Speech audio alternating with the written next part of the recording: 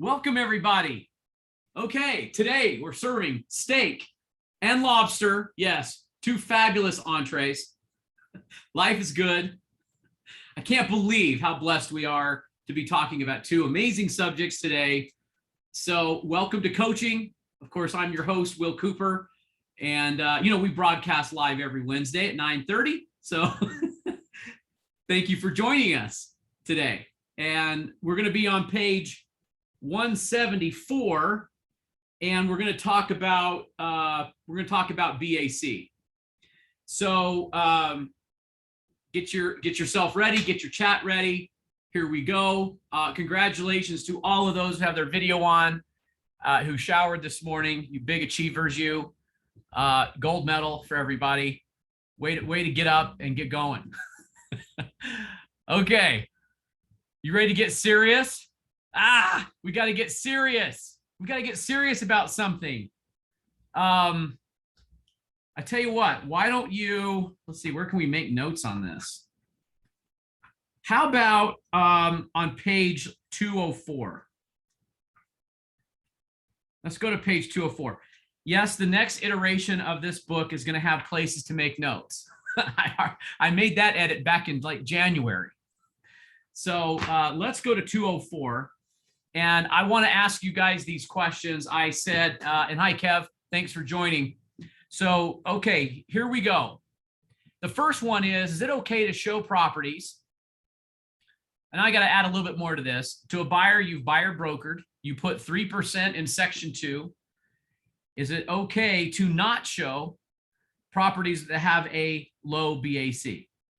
So in other words, you've sifted through their criteria. You've come up with a couple of dozen properties. Let's say 2, 3, 4, 5, or 6 of these have very low BACs. Let's just assume they're lower than 2.5. And so is it okay to not show these properties to your buyer? All right, let's weigh in. Why would this be the case and why would this not be the case? So let me hear your perspective. Go ahead and you can give me an answer in the chat if you want to talk about it. I'd love to unmute you and hear your perspective on this. Let's get critical thinking now. I'm asking this because it's very, very pertinent to what we're dealing with today. As a matter of fact, there's a great poet, Neil Peart, who wrote some lyrics that said, "Living in our pools, we soon forget about the sea. Living in our pools, we soon forget about the sea." I'll tell you what, I'm gonna give away an Amazon gift card if anyone in the next 1 minute could tell me what song that's from. Where's Bob Richards? I know he would know the answer to this. Living in our pools, we soon forget about the sea. And we're talking about some forces that play in our business that are out there lurking. And it's going to affect how we move forward. Okay, that's why we brought this question forward this morning. So let me go through some of your answers. Allie says, yes, as long as you've explained buyer's obligation. Jill, no, if they want to see it, you need to show it and have the conversation about buyers paying the difference. Christian says, if your buyer client wants to see them, then you need to show them. It is your duty. Jacqueline, no, because you are not representing your buyer. Again, I said, is it okay to not show? So I know we have a negative in there. So if you're saying no, then you're saying you need to show the properties that have a low BAC. Leslie says, if the buyer broker agreement has been signed and you've done a good job in your buyer consultation, this shouldn't be a problem. Debbie says, not okay to not show. Good idea to disclose the buyers understand the whole BAC situation. Tad, is it important that buyers see every available option regardless of commission? It's the best way to serve them. Debbie up in Park City says it's not okay to skip the property. It's important to have the conversation about BAC being offered. So yeah, Bettina, it's a Rush song. If you knew, it's not Tom Sawyer, Mike. There's only one Rush song. Well, just so you guys know, I was in a Rush tribute band. Okay. Yeah, it's true. For 10 years, 10 years, we were in a Rush tribute band. Okay. We knew 60 songs. Okay. That means 59 of them, nobody knew. The only one they knew was Tom Sawyer. And then after that, it was like, the crowd just started talking amongst themselves. So it was fun for us. Okay. Wow. Maddie got it. It's natural science. That is true. Impressive. Did you look that up? Where's Maddie? Did she look that up? That's impressive. I want a confession on how you found that, Maddie, but let's get back to our topic. So it seems like we're a little divided as to the justification. Oh, my son's a drummer and a Rush fan. Got it. Wow. Okay. Yeah. Living in our pools, we soon forget about the sea. So in our pool here in Utah, our pool here at Utah Properties, we're a small segment of the entire real estate industry, and there are some forces that are playing on this BAC.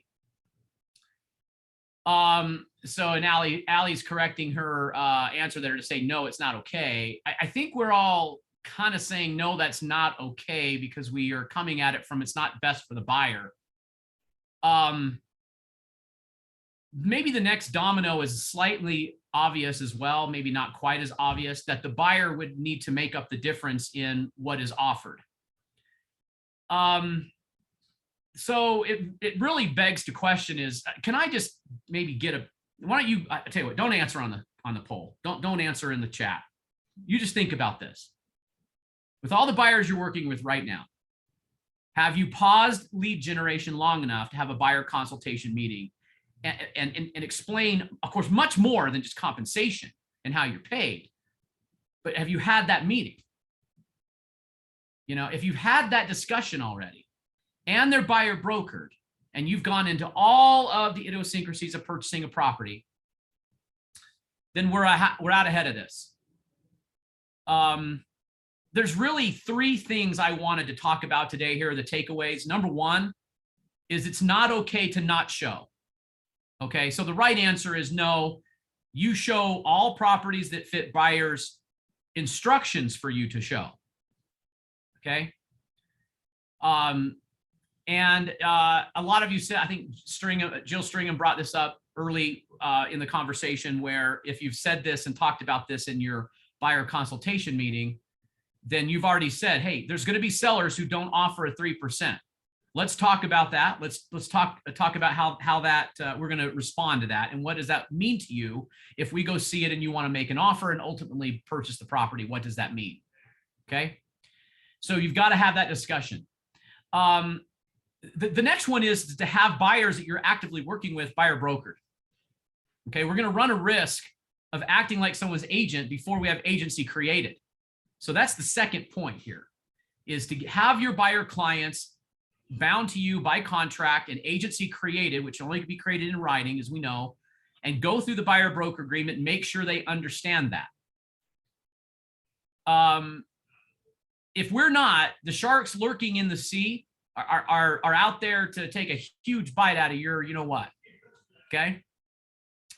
And these forces are pretty large. So let's pay attention to that. The third point is the next question, which is, I had an answer here, and all right. Look, I got started in real estate in 1991. For a good decade, buyer seminars I went to, or real estate seminars about buyers, we said all the time, my services are free to you. It was trained. I mean, anyone remember this? So we were trained on saying to buyers, look, the seller is paying your fee. You don't have to worry about it. Your cost to me is free. I'm asking you, is it okay to tell people, buyers, that your services are free? What do you think about that? Now let's get back to the chat. Give me your answers. This is the third point on this BAC discussion. Is it okay for me to tell buyers that my services are free to you? If you're going to say a reason, can you give me a little justification as to why that's true? So Peter and Julie, Kim, Paige, Allie, Nicole, Kim DeVries, just give me a short reason as to why you think that that's not proper to tell buyers that your services are free.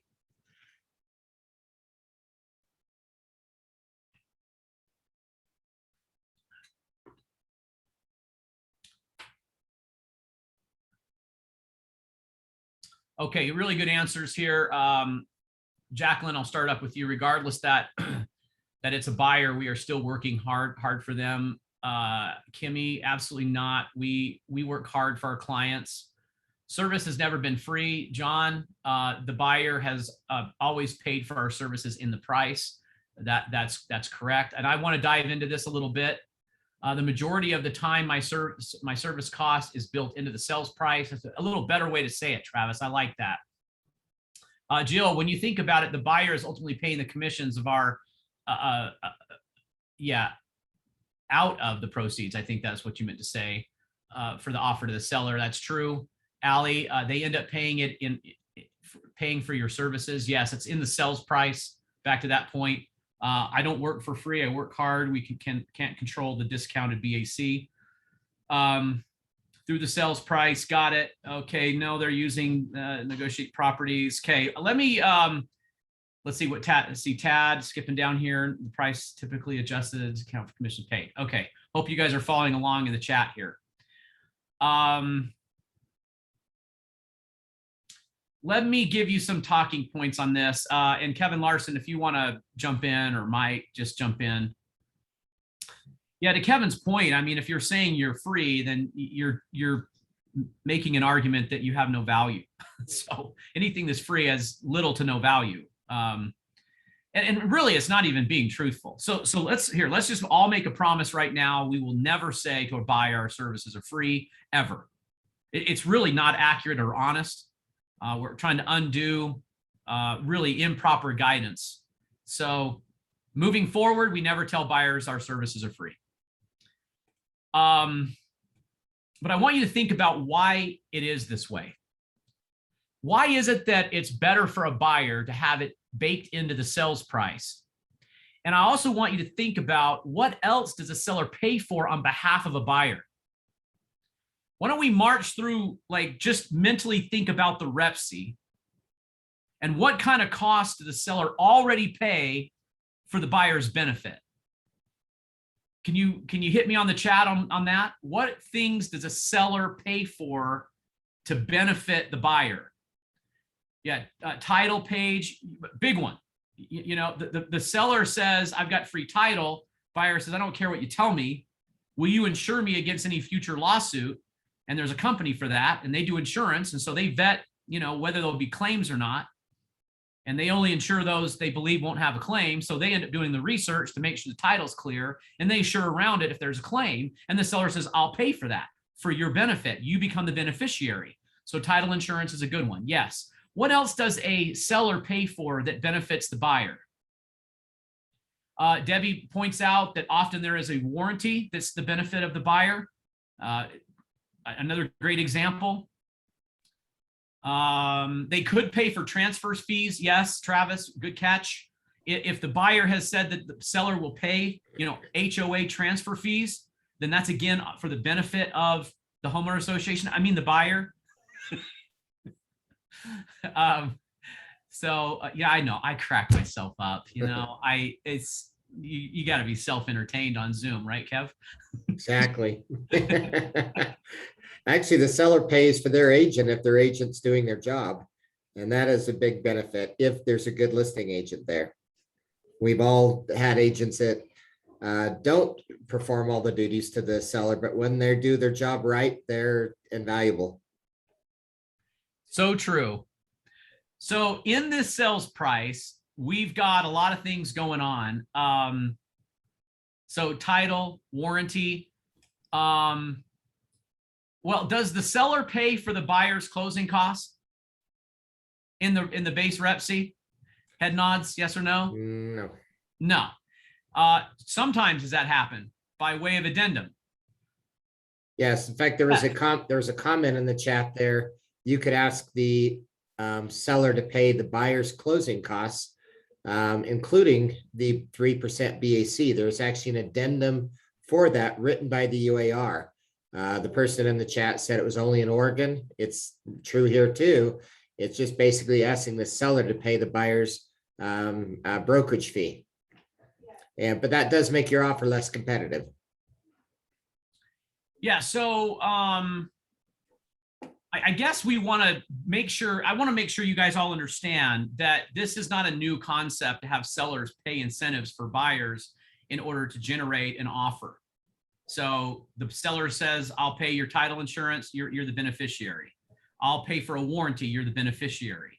In our first-time home buyer price range, it's very common for a seller. I mean, maybe not in this market right now.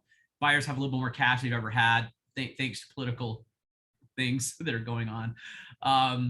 But they have a little bit more cash. But when they're cash tight, closing costs is a cash outlay, and very common to have sellers on behalf of the buyer pay for their closing costs. So we've got a precedence already here, and so the commission is not the only thing that a seller pays for. The seller is saying, I will pay for your agent. And why is that a benefit for a seller to put it in the sales price? What would happen if it wasn't there? What would happen if it wasn't in that side of the, think of your settlement statement. What if we moved the commission off of the seller side and we moved it over to the buyer side? What would happen? There'd be a lot less buyers that would qualify. Absolutely, Kevin. That is the consequence.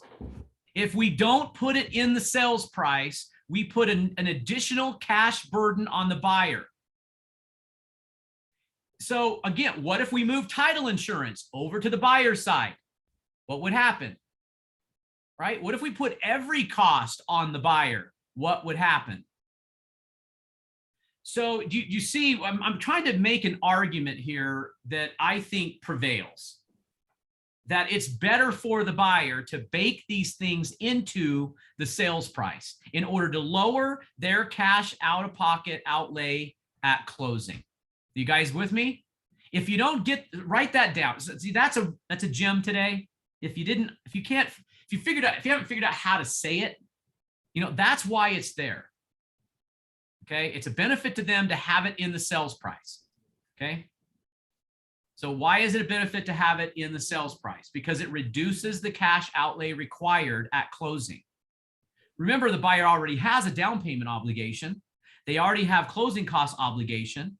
If we added all these other things, title insurance, home warranties, closing costs, or settlement costs, which they already have, and the commission, moving expenses, and put that all in their ledger, we're going to reduce the buyer pool. So is it better for a seller to have the commission baked in the sales price? Yes. Is it better for the buyer to have it baked in the sales price? Yes. So what do we do then when it's the 2% BAC? What is the seller attempting to do by offering a 2% BAC?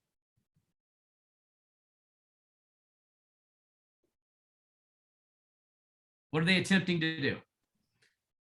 I should buy, the coconut shells. I wish I had some here. It'd make a great object lesson. Okay. So I've often referred to this as a shell game. They're really trying to move 1% of the sales price over to the buyer. So they're trying to move that over there. All right. So that can be a problem when our model and your professionalism is built on the model of a 3% side. That's going to be a problem. And look, I know that every once in a while we make business decisions. Every business does. But if the base model changes away from a 3% side, then there's going to be a domino effect that frankly will reduce the amount of practitioners that practice on a high level. I have two members of my family that are doctors, my dad and my younger brother. And, I always hear like, we want to lower medical costs, lower medical costs, lower medical costs. And, sometimes doctors and physicians get a bullseye on them. You guys make too much money. All right, well, that sounds fine. But I'll tell you what, why don't we go and tell the American public that we've capped what a doctor will make? Let's say a doctor cannot make more than $500,000 a year. End of story. It's a law now. So you guys tell me, how many people are going to get into law school, or not law school? They're all going to law school. That's what they're going to do.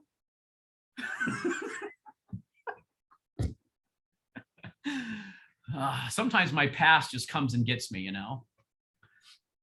Tammy says this morning, with all the hours, you could have been an attorney 3 times.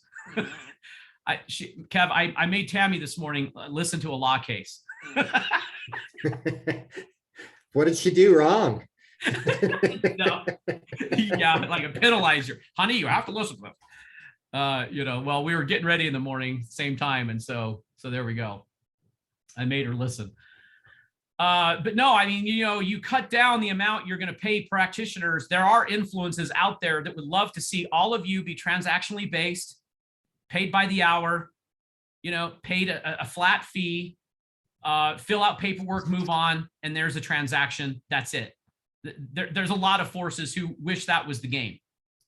Will? Yeah. Should we share with them the model, what we heard of the top agent at one of those companies who did how many transactions last year? 160 transactions last year. Yeah. Made $120,000. Yeah, the top agent at the local discount company made $120,000 and did 160 something transactions. Imagine the hours that were put in and the time and the effort. Got to ask yourself, is that what I want to do? Well, Kev, not only, the poor guy who knows what he actually did, but from the eyes of the public, there's not enough time for him to actually put in the hours. And so what he really did is he did the bare minimum. So, he's pushing an email, forwarding an email, sign here. Okay, got it. That's it. There's not room for any kind of wisdom or a professional level of service here. Look, every day I'm reminded how complicated this business is.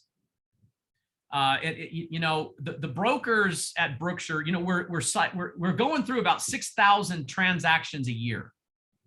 We get a lot of deal doctor calls. And a lot of those do get elevated to the broker. And I'm telling you, we work in the ER, the emergency room of real estate transactions. And we see a ton of problems. Now, knock on wood, we have very, very, very few litigated cases right now. Very few. Based on our size, we're phenomenal good. I mean, incredibly good. So we're cutting these things off at the pass, but there's a lot of complication to this business. I mean, look, yesterday I took a call from an agent about water shares and well rights. Why don't we just fill out the rep sheet, right? If we're transactional, who's having this discussion with anybody? You know what's going to happen with that? It's going to close, and the buyer's going to come back and go, where's my well permit and my rights for my well? Or how come I only got 4 shares? Why did the seller keep shares? There's going to be a lawsuit. Matter of fact, there was in this subdivision. That's why the agent called me. I'm like, it's not going on with the agent who closed 168 units and made $120,000. It didn't go on. I hope that we are all naturally getting that if we don't better our game and really understand this business on a high level and deliver that value, we're all in trouble. Because that's like, at the end of the day, that's going to win the argument. That's going to win the day when your client recognizes your value and is happy to pay your fee and frankly thinks you're worth more than 3%. I illustrated that in one of the pages of the coaching book where value has to exceed cost. That's why you part with your money. You get more out of it than what you paid. And if we don't have that going in the eyes of our buyers, we're going to be in trouble. Okay. Yeah, Debbie's posing, you need a 4-year degree to be a professional realtor. Let's create, that degree, the Master of Real Estate. I'd love that. I know there's a lot of great people who've gotten in this business, but we that don't have, a degree per se. But the fact that we only have 18 hours of CE every 2 years is frankly laughable. It's absolutely ridiculous.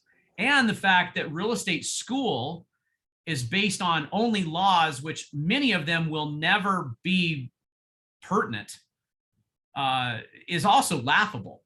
I mean, it was only about 8 years ago, the Utah portion even started testing on the Rep C at all. So, you know, to think that the government is going to figure, I guess I got to run for office. I guess that's what I got to do it. I got to do it. Check with Tammy first. Yeah. Hey, Will, I was actually in a commission meeting Yeah. down at the division, and they had that proposal on the table to raise the requirement to 24 hours instead of 18.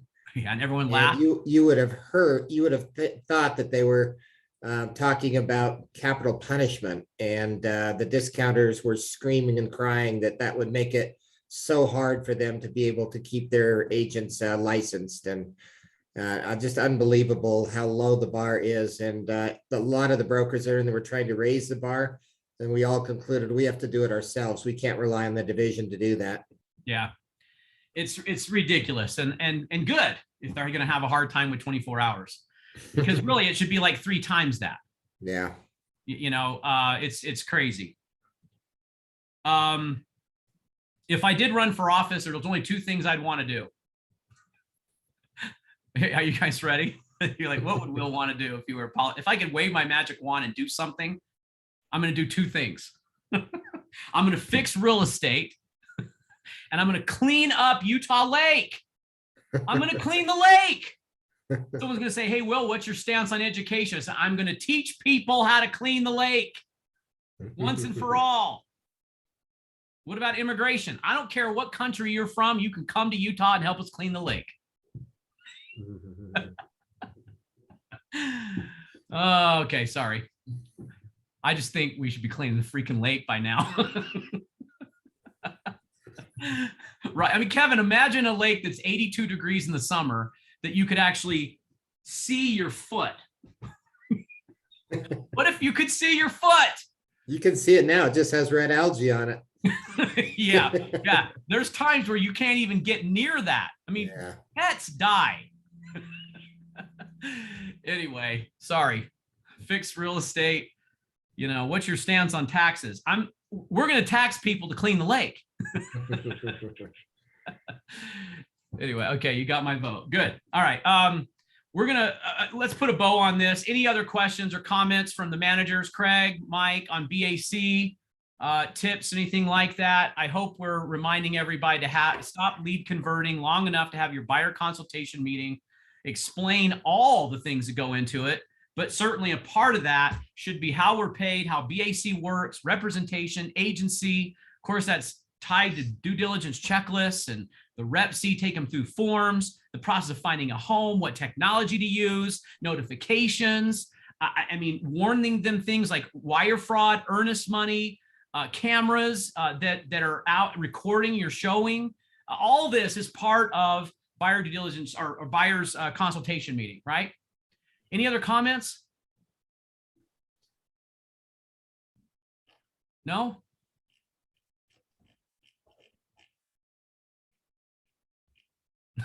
Okay.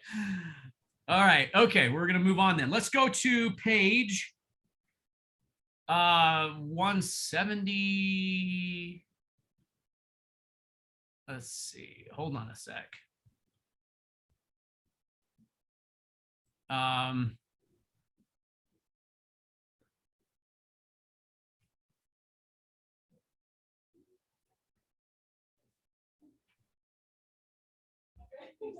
All right, we're right here on page 174.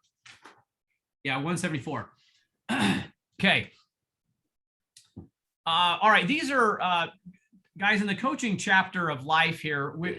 I've recorded maybe some life lessons, and I think they translate into business and will help you. And then they're supported with these 6 hexagon principles, which, a reminder, these are 6 principles that help us change and have change last and endure. So in other words, real change. So let's look at this lesson here. It's a what would you rather question. So I'd love your I'd love you to answer this one, okay? So if you could choose between a guarantee of either $1 million right now or 10 million in 10 years, which would you choose? Go ahead and give me your answer. Let's hear it. If you could choose between a guarantee of $1 million now or 10 million in 10 years, what would it be? Scott says 10 and 10. Tad says 10 and 10. You know, I got to think, I wonder if this has an age thing, you know, like someone's going, I mean, I don't know if I'm around in 10. maybe the older you are, the less the years are. I don't know, to make it fair. All right. I've often asked this when someone's feeling a little down because it gets their mind off of some things. Hang on, I got to shut my door. One sec.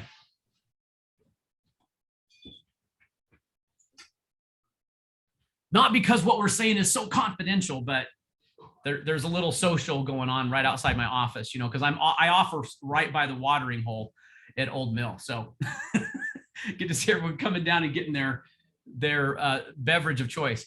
So I often ask this just to see how you rationalize it. So I've heard many rationalizations of both choices, but what's interesting to me are the reasons to support either choice. You know, like why would you say, you know, one or the other? And to me, there's not really a right or wrong, but about how we look at things. So, you know, one knee-jerk comment would be like, well, hey, I'll just put my head down. I'll work really hard for 10 years. And at the end of that, I've got to have a great retirement waiting for me. Another one, well, can I trust myself to turn a million into 10 million? And those are two different, you know, observations of this. So I really am intrigued by how we look at this. So here are the hexagon lessons really quick around this. First of all, when I apply myself, my dreams are possible. The apply is the action in all things, not just listening, hearing, or knowing that we get busy and do something. The question is, what would you do with either a million or 10? I think that's an interesting discussion because okay, if you had 10 million today, would you leave real estate? Would you? Thank you, Craig.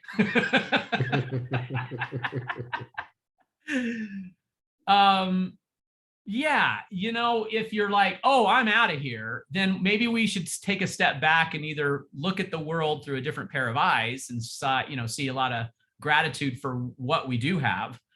I hope that we don't feel like we're in a prison, you know, in this industry. You know, you're just putting, you make, you know, all these sacrifices 24/7 and at some finish line, you're arbitrarily going to say, okay, I retire, and then you leave it in like good riddance.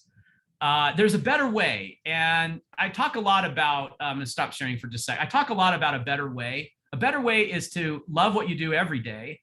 And if you love what you do, you don't work. And it just becomes very enjoyable. And I think you're better at it. I think when you enjoy what you do, you have a passion for it. You study naturally, you try to get better, and you enjoy it. And have you ever seen the discussion about like someone's life? They start working at about 20.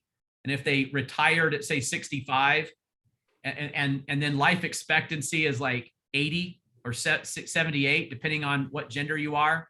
So you end up having about 15 years of not working. Get myself back in the camera. You ever seen that breakdown? And of course, sometimes life happens and life is cut short.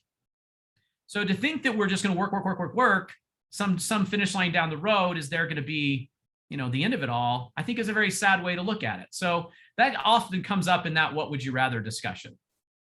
I hope that's helpful. I would like you to put down in here, schedule my first task, make financial plans. If you don't have a financial plan, please stop. Just put it on your, okay, here's what you do. You grab your calendar in your iPhone and you pick a time and say, I'm going to plan, I'm going to use this time for financial planning. I'm going to manage my money. If you don't manage your money, it will manage you. My dad said that all the time. Okay. So what do I need to learn? Possibly manage money. How will I measure this? Well, these are just quick ideas. These are blanks so you can fill them in. but they would reduce debt, savings, and investments. So maybe that's the way we take this what would we rather discussion and apply it to something that's meaningful. Okay, let's go to the next one. This one has to do with a personal best. Okay, and yes, I did quote my favorite lyricist. This is from a song called Marathon, and it says, "From first to last, the peak is never passed." I probably could have stopped right there, but I couldn't help myself and wrote the next. So, he's kind of talking about marathoners, but of course, everything is just an analogy and a metaphor. I hope that in your life, you don't feel like the peak of your life is somewhere in your past. You know, I would hope that we could say the peak of my life is today. You know, it's right now. Like I love, and I know, look, there's times when we have to go through swamps and they're not too fun. I get that.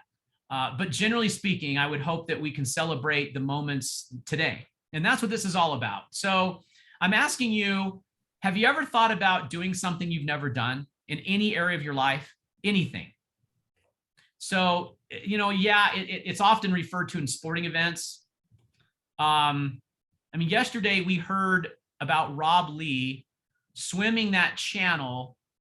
What was his time again, Kevin? It was under 12 hours, right? Yeah, 11 hours. Yeah, 11 hours. 21 miles.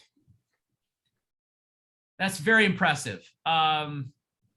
And he did something he's never done. So we can call that a personal best. How do you think he feels about that accomplishment? Well, we don't have to go swim the channel, you guys, but there's a lot of little things that could make a huge difference in our life. So I'm asking you a couple things here. Choose an area. And I'm actually asking you guys to do this. It's not arbitrary here. Pick an area of your life: health, business, hobby, spiritual, education, something. And then break it up into something small, and then track and write it down. And there's actually a place to do this on page 56. And then celebrate this because you just had a personal best. You just did something you've never done. So why not look at it like that? I hope that would inspire you. Okay. All right, let's do the next one. Make some notes right here on page 176. I just add to this principle here. Someone asked me one day what I thought success was. And I know many of you have heard that it's not a finish line. You know, it's more of a journey, just constantly moving. And it's kind of a spin on that. So here's what I would think. Success is our ability to apply as many true principles as we can over a sustained period of time. I'm talking really high view here, like satellite view of what I think success is it's because in any time in life, we're failing and tripping and falling, and we're not applying all principles at all times. So that's why the word many true principles. And there isn't really anything that is set for anybody on what we could call success. In other words, you're going to set what the time period is for yourself. Write this down right here. Stay away from determining success by number of transactions alone. So this is where this applies to business. Instead, look at success like what caused those things to happen. So remember in the book, the 4DX, the 4 disciplines of execution, it was so, I think, perfectly stated that transactions closed are lagging measures. What caused those transactions to close is what we should celebrate. That's success. You can't always make someone list or have someone buy. It's just sometimes it's not time. But you can do everything perfect in that moment and they still don't write an offer, they don't close, ultimately not a transaction, but that's still a success. So there's a little mental mind shift there. Okay. So in other words, another bullet point is celebrate the little things or the little principles, because that's where it really matters. And what are these principles? There they are. So which one sticks out to you? Preparations and study. You know, I get up every morning excited to learn something new. You know, I think with the height of this is that I discovered that Western Virginia University puts their law classes on YouTube. And so I just started taking all their classes. They're free and they just recorded them and they put them on there. And some of them are extremely dry. That's even coming from me. But there's been a few that have been really interesting. And I've really enjoyed that. So other thing like expressing gratitude, we've talked a lot about that in coaching, that's so powerful when gratitude is expressed. Having solution-based follow-up and not just follow-up. Discovery before solutions. These are what I'm talking about when I'm saying principles applied. See what sticks out to you and then come down to your hexagon lessons and fill that out. Okay. All right. Next one.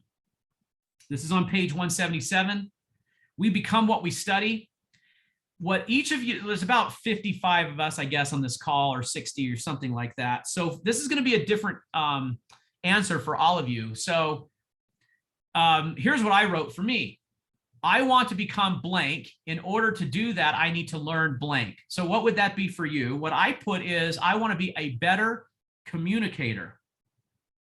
In order to do that, I need to learn, and this is what I put, simplify my message, keep attention, valuable content, and speak with heart. So I'm now on a journey to do that. I wrote in here that there's a few years ago, I would read the paper every single morning. This is a very bad thing to do. Let me tell you why. Because what's on the front page? It's not uplifting, and there are things you can't control. So the front page of the newspaper today is probably gonna be something about Biden and Afghanistan and how America is affected by what's going on right there. Okay. You have no control over that. The control we had, if we had any, was when we voted.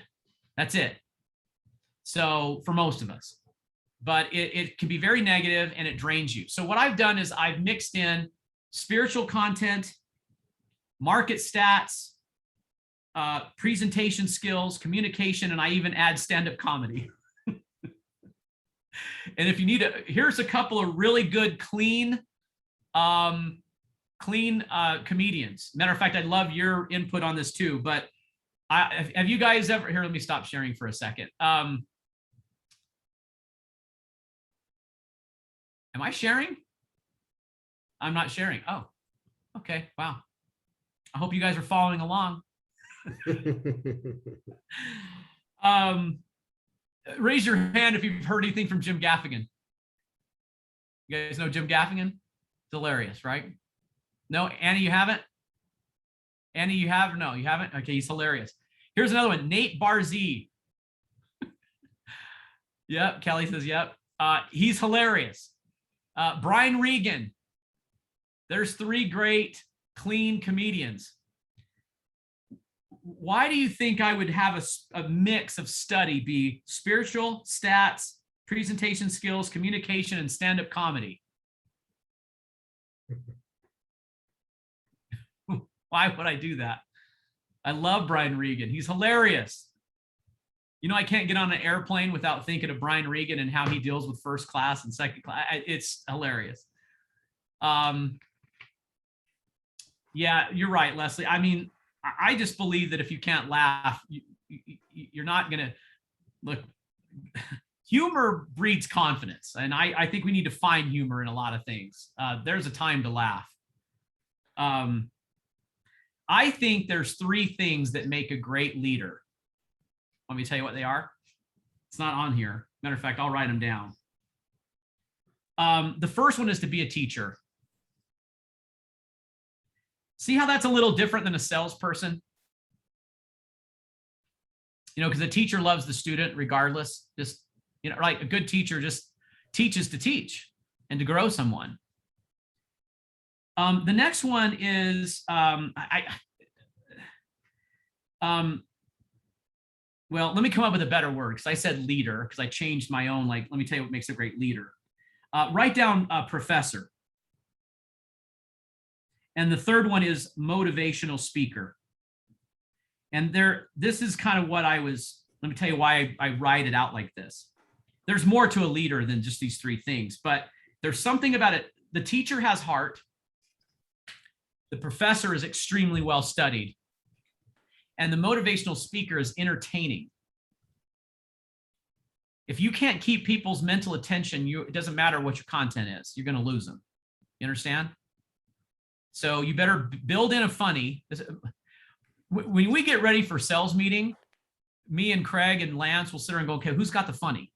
And we're like, you can't be so serious all the time. You know, we got to have a funny. And I think when you communicate, how about let's change that? What makes a great leader to a great communicator is a teacher who loves, a professor who's well-studied, and a motivational speaker who's entertaining. I could probably blend those together into one word that might be a teach the center. I don't know what that would be. You guys come up with a word for it. But that's kind of why I mixed that together in study. How many of you guys do something like that or similar to it? You do? I'm proud of you for doing that. It's really uplifting. I had to get rid of, the newspaper, and went to something else, something better. Okay, let's go to page 178. What is the greatest thing you can do? Like, what would you tell your kids? What's the greatest thing you could do? So this one, this concept here is the greatest thing you can do is to become the best version of yourself. Look, when you have a transaction fail or a friend chose you, didn't choose you to list their house, and you're down, if you have this idea that doesn't matter the outcome, it matters what I'm getting out of it and whether or not I'm growing from it, this concept will rule, your happiness, and it will force you to be happy. You really, to Kelly's point and to Paige's point, be kind to yourself in these down moments. Like, don't be so hard on yourself. So you can learn from everything. And that's why in the affirmation there, it says, I leverage all experiences to better myself, because I can always learn. What's the one thing I could do today to become, my best self? That's a great question. We should ask ourselves frequently. What can I do to become better at our professions, at being parents, friends, neighbors, just, better at life? How can I do that? On page 179, that is my arm. That is not a photo that I stole. That is my arm. And yeah, I did take it. That's a real needle. That's my blood in that vial. Sorry. That's, content not meant for children.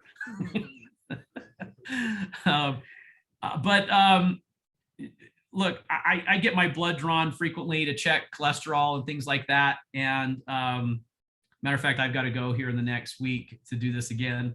And I've tried to find the fun in the things that I have to do because I really kind of don't like the idea of going in. And first of all, you have to fast. So it means you're exercising and then you're going to the hospital and then they draw your blood and all that. It's really not the funnest thing. But what if we could find ways to enjoy the things we have to do? So what are your have tos in life and your have tos in your have-tos in your business? A good friend of mine, Dirk Zeller, who's a coach, said, Will, if agents just love to find new business, they'd be great at it. So what if you could switch your mentality and actually just love it? I love prospecting. What if that were the case? What would the outcome be? And isn't it interesting? That's just a mindset. Like money's not in the way. It's just a mindset. Like, I love to meet new people. I love new clients. How do I just take that energy and go find people? So that's the lesson on page 179. Let's go to 180. This one is about making big decisions. Anyone have any really big decisions coming up? Anyone like, I don't know whether, I think he's going to ask me to marry him. I'm not sure I'm going to say yes. Anybody? Want to put that out there? Or I had some guy, I want to ask her, but I heard that you're not supposed to ask unless you already know the answer. And I'm like, that's very true. It's very true. Jacqueline's saying, I wish you had a proposal just out there waiting. Okay. Well, we could be a dating service. Okay. For all those on the call, Jacqueline is ready for another chapter of life. Her contact information is on BrookeshireHathaway.com on our agents page. It says hit more, and there's her contact information. Jacqueline, let us know if you have a date this weekend. Okay. I hope that was okay, Jacqueline. Actually, at Stringham, two people I did that with, we were talking about dates, and of course the dates were like statute of frauds, and, civil rights. But the screen says, who needs a date? And I used to pause and say, all right, who needs a date? And it was really uncomfortable. People go, well, I'll take a date. And it was, and people would look around like, who is this person? And they would like, hey, and anyway, did that for 12 years. Actually, there was a married couple out of that. So, I'll never miss an opportunity to set somebody up. Okay. All right. And thanks for playing along. Yeah, I had a date last night to pass client. Okay. Big decisions. How do you make them? Man. Well, here's some lessons that I've learned about this. First of all, do you consult experts? Do you ask opinion of those that love you? Do you study? How do you know when you've gathered enough information? Do you pray for answers, guidance, and help? So what's your style? So that's kind of what I'm asking there. But Clayton Christensen brought up a really big one. Now look, how does this relate to real estate? Because what if someone's sitting there, you're their friend, and they go, we're not sure if we should leave the neighborhood. Should we sell? Should we buy? These are big decisions. Maybe you find yourself in a moment where you could be a friend and guide and counsel them on this. And this is why I share these things, okay? Clayton Christensen, I've quoted him a lot in coaching sessions. He's one of my favorite mentors. He passed away recently of complications of a stroke. He was the Harvard Business School dean, and he posed a very powerful question about making big decisions. He said, quote, what has to prove true? This really resonated with me. So in other words, what has to prove true for your decision to be correct or incorrect? And so what he forces your mind to do is to go out into the future that this decision will take us, then look back and say, what proved true and how likely are those things? What assumptions are you making? How likely are they to be true? So it's an interesting mental game where you take this decision, you say, if I say yes or no, and I go all the way out 3 years, 4 years, 5 years, look back on it, what would have to prove true for this decision to be a good one? I really like that. I think it focuses you on what are you really hoping to get out of this decision? What's the expectation? How likely are they? I do like to celebrate choice. I think the better you guys get at what you do, the more options you're going to have. Never be disappointed at options. You're going to have a lot of options.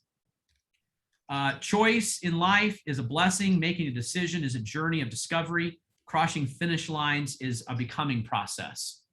So maybe a little different way to look at big decisions. The affirmation is, I make better decisions when I ask what has to prove true. The key question there is, what have I learned about making good decisions? Is there someone in my life right now who could benefit from a friend who could guide them on a big decision? Okay, let's see if we can get maybe one more in. This is a really important one on 181. I think I've said before, be careful what you tell yourself, what story you tell yourself, because whatever you're telling yourself is what you're going to live out. And the problem with that is that so often the belief comes after the accomplishment. So in other words, we don't always go into something with a full confidence of faith that it's going to work out. We don't always have that happen. It would be better if it did, right? Wouldn't we all like to go, full faith? My tank's full faith. Yes, I'm going. Okay. Yeah, I think you'd be better off, but it doesn't always happen that way. Every time you hear someone say to themselves, I can't believe I did it, is a testament to this concept that the belief came post-accomplishment. Do we realize that many times belief and conviction is something that comes after we do it? So when it comes to getting into action on things we don't yet believe, remember, you must do it first before you truly believe it. So in other words, your belief is not a requirement to get into action. I had someone say, I don't believe in open houses. And I said, that's not a requirement. An active real estate license is. Sorry, I just cracked myself. They're like, no, you don't understand. Like, they've never worked out. It's like, well, I know, but your belief in the outcome is not required. What is required is that you go and hold an open house. Now, open house is just the thing, okay? What if someone says, well, I'm not really good at forms and legalities? I'd say, well, you're not good yet. So study them, then you will be.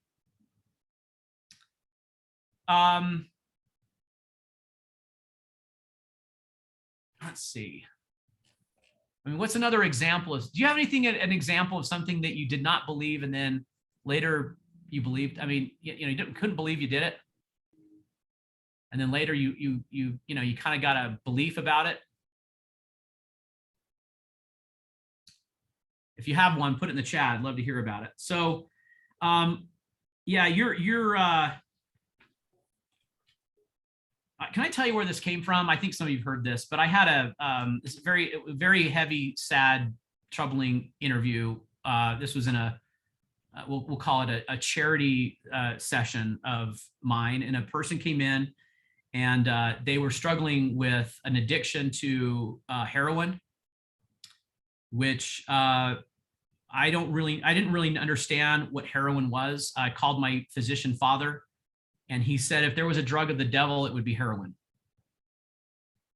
It's a one-time kind of addictive chemical. It's very, very, very, very bad. I'm talking to this person. He's really struggling. He's trying to, they actually get on a methadone is the proper treatment for it. It's a narcotic that they wean themselves off of until, they finally are on very little. But he was kind of looking at me and looking around and saying, he goes, I don't believe any of this. And it was so loud in my mind, I couldn't hold it out of my mouth. I said, I don't care. Well, that's not, look, I care about him, but I don't care if he believes it. And it's born at, even though that's really extreme, I'm taking the knob and turning it to a very extreme life and death situation, but the principle's still the same. Our belief in something can come after we do it. So let's just go do what we're supposed to do. Like, don't wait to believe it. Just get into action and you'll find out that you can believe it after you do it. Okay. It's anything in life. And don't say negative affirmations. Like, don't say, well, I'm just not good at social media. You're not good at it yet. You'll be good at it later. I'm not really good at technology. I've never been good at my database. We hear all this stuff all the time, right, Craig? We hear like, well, I'm just not good at that. That's for somebody else. I'm not good at technology. I'm not good at forms, legals, laws, whatever it is, numbers. If you said you're not good with people, we probably should talk about a career shift. Sorry. That's the only one I couldn't go, oh, it's okay. I mean, if you I have an epiphany, Will, I don't like people. We're like, yeah, real estate's not for you. Way to go, coach. Gosh, I should probably cut down to 1 Red Bull. 3 Red Bulls is too many. I mean, you're talking too quickly, and you're laughing all the time, and you have to have a nap. We already did page 184, and I know we're out of time. I think we'll come back and do the rest of these and maybe wrap it up next time. I'll do probably mix it in. The There's some really good. Is this helpful, you guys? Is this all right? Do you like this? I hope this is okay. It's a little different chapter than most.